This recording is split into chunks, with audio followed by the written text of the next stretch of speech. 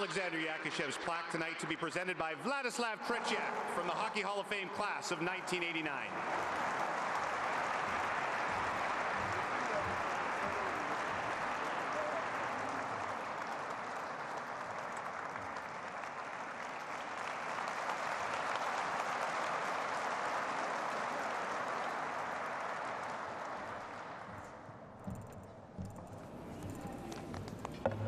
Gotcha.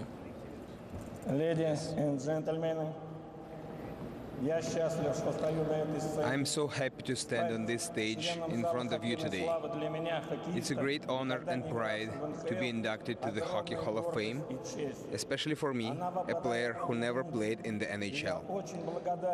This honor is bestowed upon very few. It's extremely grateful to Hockey Hall of Fame President Jeff Denom, Chairman Lenny McDonald, and the selection committee that you considered me worthy to this dream of any player in the world.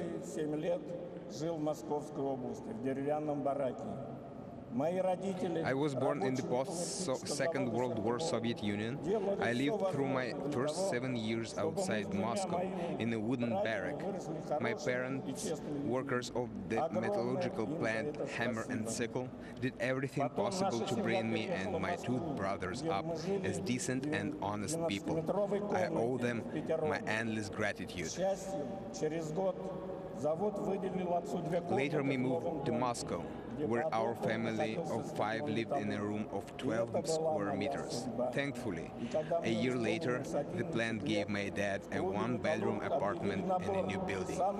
There was a Metallurg Stadium right under our windows, and it turned out to be my fate. When I was 11, Metallurg Hockey Club announced a probe for a group of youngest age kids born in 1944. I told them I was 14. They accepted me, and I played the entire season with guys who were 3 years older than me. I'm proud that I spent my entire career in the favorite club of my childhood, Spартаке Moscow. I'm even more proud to that day I will become our club's first representative in the Hockey Hall of Fame.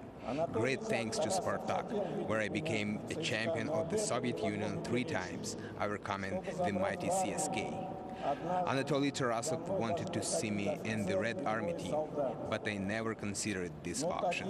One time, in order to draft me into the army, an officer and 2 soldiers even came to my apartment. But Tatiana, my wife, didn't open the door, telling them that I wasn't at home. Certainly, Tatiana is the main person in my life. Thank you we have been together for 47 years. Thank you for everything that you have done for me, Tatiana. I love you. I'd like to thank head coaches Vsevolod Bobrov and Nikolai Karpov, who brought the Spartak to champions titles. I'd like to thank my teammates and older friends, brothers Evgeny and Boris Mayorov and Vyacheslav Starshin.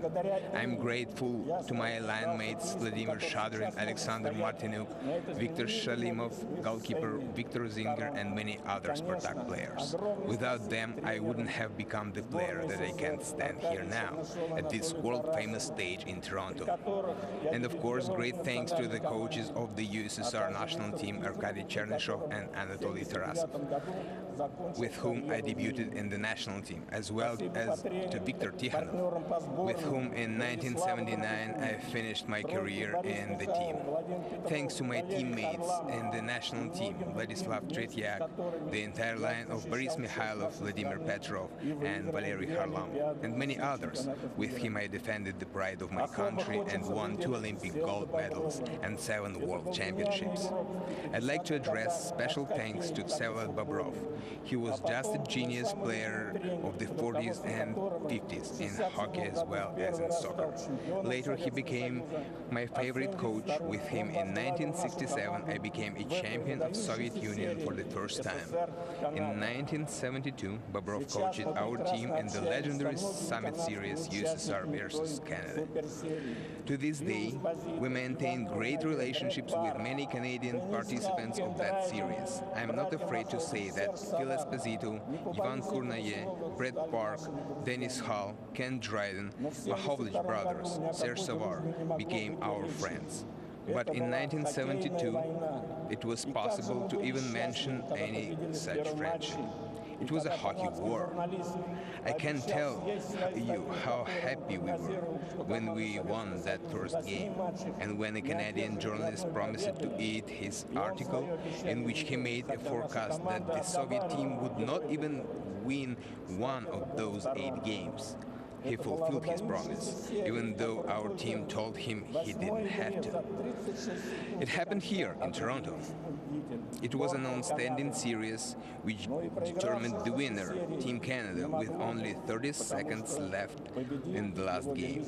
But there also couldn't be a loser in that series. The winner was hockey in all its majesty. Our Soviet game, which wasn't known in North America, finally earned respect among Canadian fans.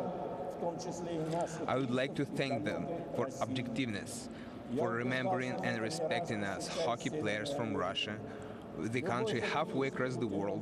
It was evident to me in many occasions during my visit to North America, any Soviet players from that 1972 team, if given the opportunity, would have dreamed to play in the NHL. But at the time, it just wasn't possible for us to go there legally, and not one of us even had thought about a defect. But I'm happy that we at least had multiple opportunities to play against the brightest stars of the best hockey league in the world. We admired so much the game of Bobby Hull, Bobby Orr, Wayne Gretzky, Mario Lemieux, Phil Esposito, and many others. I want to thank those players for the happiness they gave us, for their performances to millions of hockey fans all over the world. For the last few years, I have been leading and playing for the hockey club called Legends of Hockey. Thanks for its creator Ruslan Gutnov, we have an opportunity to continue doing the most important thing in our lives to this day. I want to thank my teammates and friends on this team, former NHL stars that you know very well. Vyacheslav Fetisov, Alexei Kasatonov, Igor Larionov, Pavel Bure, Valery Kamensky, Alexei Zhamnov, and many others. I am proud I represent Soviet hockey in the Hockey Hall of Fame. Dear members and guests of the Hall of Fame, it's a great pleasure to know that you remember and appreciate those times. Thank you so much.